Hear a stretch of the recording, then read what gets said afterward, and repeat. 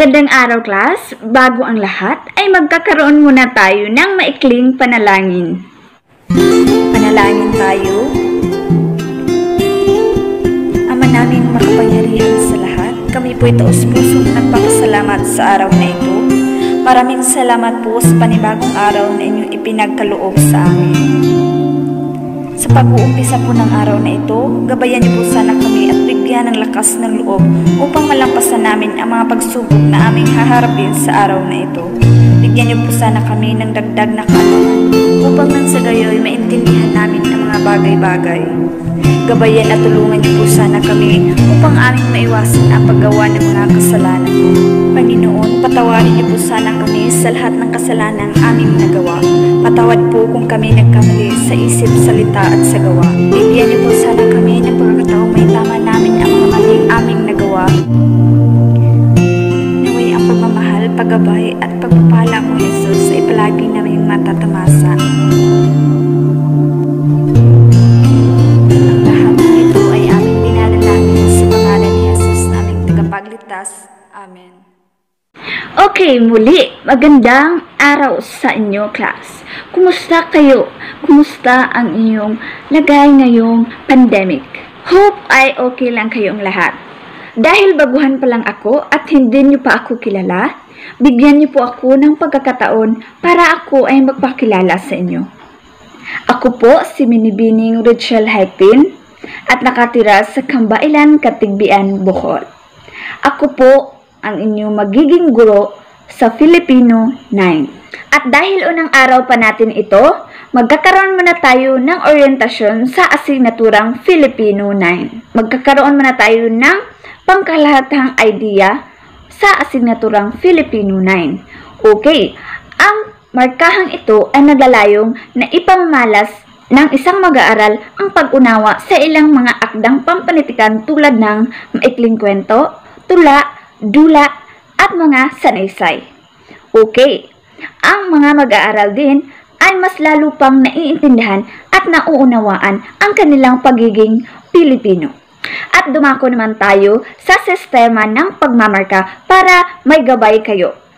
Una, nakasulat na gawain, 30%, gawaing pagganap, 50%, at markahang pagsusulit, 20%.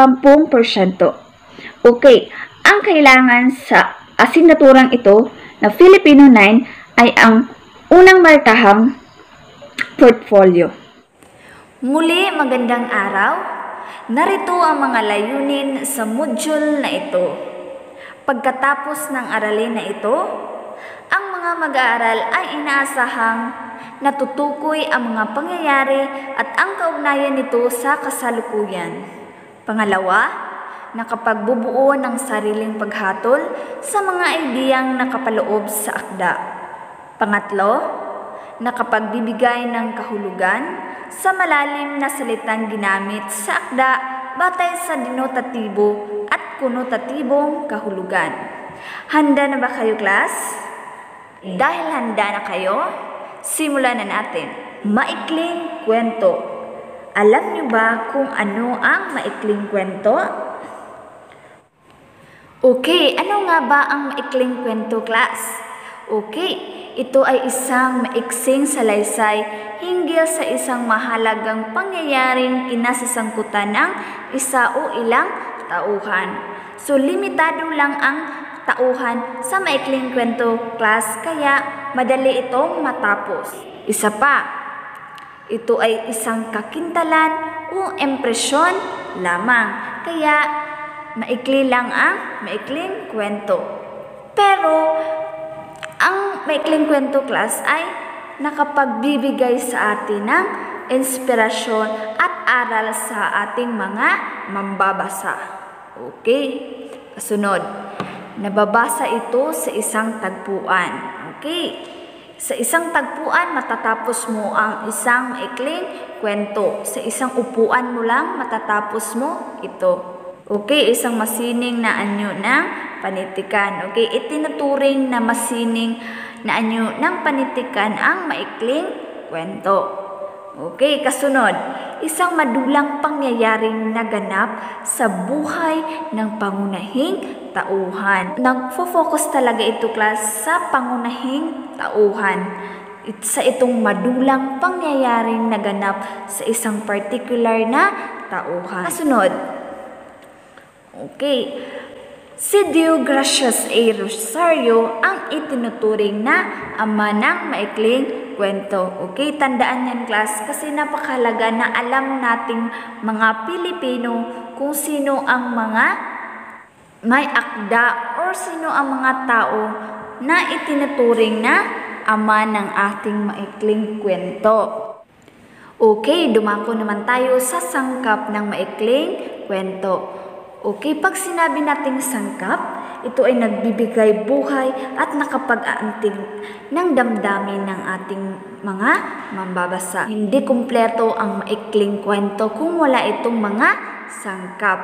Okay, unang sangkap ay ang tagpuan. Ito ay tumutukoy sa lugar na pinangyarihan ng kwento. Ang lugar na pinangyarihan ng kwento ay tumutukoy sa tagpuan. Okay, ito sa sangkap ng maikling kwento. Okay, pangalawa, paksang diwa. Ano naman ito?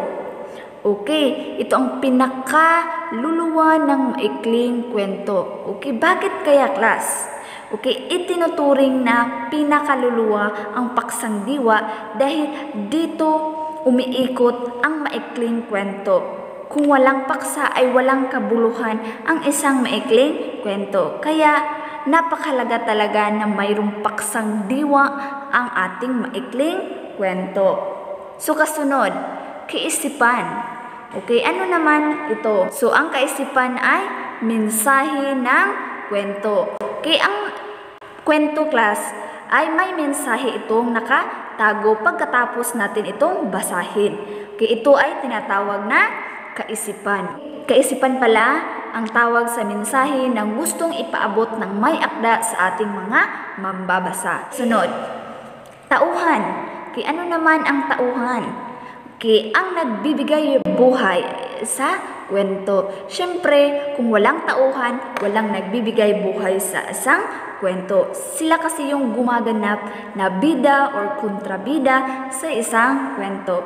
Okay, makikilala sila sa kanilang panlabas na kaanyuan. Okay, makikilala natin sila kung sila ba ay masama or mabuting tao. Sa particular na maikling kwento. Okay, physical at pananamit. So makikita rin natin sila sa kanilang pananamit, kilos na nagpapahiwatig ng kanilang ugali at dialogo. Okay, sa pagsalita pa lamang ng tauhan na yan, makikita na natin kung siya ba ay bida or kontrabida sa kwento na iyan. Okay, kasunod, banghay. Okay, ano naman ang banghay class? Ito ang pagkakasunod-sunod ng mga pangyayari sa kwento. So, syempre, hindi tayo pwedeng dumako na lang diretsyo sa huli or sa pangwakas na pangyayari. Okay, pagsimula talaga tayo sa simula. So, ang tawag sa pagkakasunod-sunod ng mga pangyayari ay banghay. So, dapat talaga mayroong banghay isang maikling kwento para mas lalong maintindihan ng mga mambabasa at mas lalong maunawaan ito. Okay, pang-anim, tema o paksa. Okay, ano naman ito? Okay, ito ang sentral na idea sa loob ng kwento o ang mahalagang pangkaisipan ng akda. Ito ang tema o paksa. Pagkatapos nating basahin ang isang maikling kwento, may tema o paksa na nabubuo sa ating isipan. Okay, ito ay tinatawag na tema o paksa sa isang maikling kwento. Okay, kasunod. Okay, punta naman tayo sa denotatibong kahulugan. So, ano nga ba ang denotatibong kahulugan, class? Ito ay ang literal na kahulugan ng isang salita na matatagpuan sa diksyonaryo. Kung halimbawa magkaroon ka ng isang salita na hindi mo alam, hanapin mo ito sa diksyonaryo. Okay, ito ang makikita mo doon ay denotatibong kahulugan, yung literal talaga na kahulugan ng isang salita. Okay, may halimbawa tayo, class. Ahas. Okay, ano nga ba ang ahas sa literal na kahulugan? So, ang ahas ay ang uri ng reptilya. Okay, halimbawa na pangungusap, may nakitang malaking ahas si June sa likod ng kanilang bahay. Okay, tukma talaga ang pagkagagamit ng ahas sa denotatibong kahulugan dahil literal ang kahulugan nito. Kasunod, puso. Okay, bahagi ng katawan. Kasunod, punta naman tayo sa konotatibong kahulugan. Kung ang denotatibong kahulugan class ay yung literal na kahulugan ng isang salita, ang konotatibong kahulugan naman ay tumutukoy sa ekstrang kahulugan na ikinakabit sa isang salita depende sa intensyon ng nagsasalita o sumusulat. So, depende ito sa pagkakagamit ng isang tao. Ito ang konotatibong kahulugan. Diba? Ang denotatibong kahulugan ay yung makikita natin sa diksyonaryo. Yun yung literal talaga na kahulugan. Pero ang konotatibo class, ito ay yung ekstrang kahulugan. So, hindi talaga yung literal na kahulugan. Kaya halimbawa, ahas. Okay. Ang ahas sa konotatibong kahulugan ay traidor. Okay. Traidor na kaibigan. Okay. May halimbawa tayong pangungusap dito. Basahin natin. Inahas ni Juan ang nobya ni Dave na matalik niyang kaibigan. So, sa pangungusap na ito, class, ginamit ang ahas. So, ginamit ang ahas. Hindi ahas na katulad ng uri ng reptilya kanina na denotatibong kahulugan. So, sa konotatibong kahulugan class, ginamit ang ahas sa ibang kahulugan. Okay, ang ibig sabihin ay traidor ang kanyang kaibigan dahil, so makikita natin na ang ahas sa konotatibong kahulugan ay iba ang kahulugan. So, ang ahas ay traidor. Pangalawang halimbawa, puso. Okay, ang ibig sabihin sa konotatibong kahulugan ay pagmamahal. Kung sa puso, sa denotatibong kahulugan ay bahagi ng katawan, ang konotatibong kahulugan naman ay ang pagmamahal. Okay, depende ito sa pagkakagamit ng tao sa isang particular na pangungusap. So, dito halimbawa, pagmamahal, puso. So, iba talaga ang denotatibong kahulugan sa konotatibong kahulugan. So, maliwanag na ba ang denotatibo at konotatibong kahulugan? So, uulitin natin ha. Kung sinasabi natin denotatibong kahulugan, ito ay literal na kahulugan ng isang salita na makikita natin sa diksyonaryo. Pero kung sinasabi natin konotatibong kahulugan, ito ay tumutukoy sa ekstrang kahulugan, hindi yung literal na kahulugan ng isang salita. Okay, maliwanag na ba?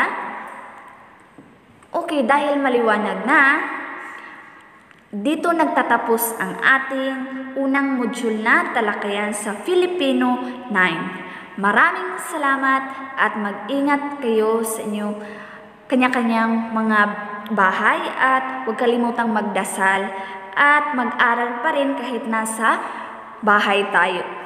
Okay, maraming salamat at God bless. A heart for excellence, a heart for love. Maraming salamat. Sa ngalan ng Ama at ng Anak at ng Espiritu Santo. Amen. Panginoon, maraming salamat po sa mga panibagong kaalaman na aming napulot sa araw na ito. Naway magamit po namin ito sa aming pang-araw-araw na pamumuhay. Upang mas maging mabuting mag-aaral, kapwa at mamamayan ng aming bansa. Panginoon, sa gitna ng kalbaryong aming pinapasan, akayin mo kaming makita ka. Amen. Kabanal-banalang puso ni Jesus, maawa ka sa amin. Kalinis-linisang puso ni Maria, panalangin mo kami. Sa ngalan ng Ama at ng Anak at ng Espiritu Santo. Amen.